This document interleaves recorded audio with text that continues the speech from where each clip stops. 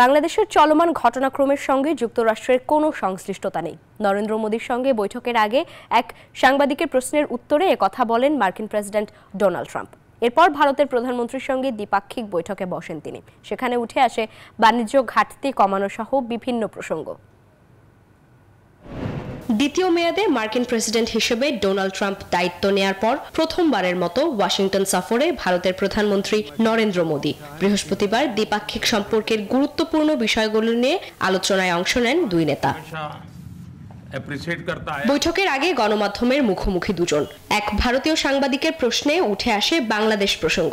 বাংলাদেশের ক্ষমতার পালাবদলের সঙ্গে বিগত জো বাইডেন প্রশাসন জড়িত কিনা এমন প্রশ্নে বিষয়টি নাকচ করে দেন Trump.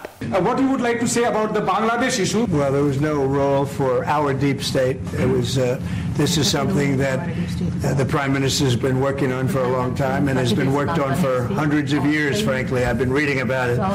But I will leave Bangladesh to the Prime Minister. দুজনের আনুষ্ঠানিক বৈঠকে গুরুত্ব পেয়েছে দ্বিপাক্ষিক বাণিজ্য ঘাটতি কমানোর ইস্যু। ট্রাম্প জানান, যুক্তরাষ্ট্রের কাছ থেকে আরও তেল ও গ্যাস কিনতে সম্মত ভারত। আরও সামরিক সরঞ্জাম ও অত্যাধুনিক যুদ্ধবিমান বিক্রির প্রস্তাব দিয়েছেন তিনি। এছাড়া প্রতিরক্ষা, বিশ্ব শান্তি, অভিবাসন সহ আরও নানান বিষয় নিয়ে আলোচনা হয়েছে ডোনাল্ড ট্রাম্প ও নরেন্দ্র মোদীর বৈঠকে। Desk report, news 24।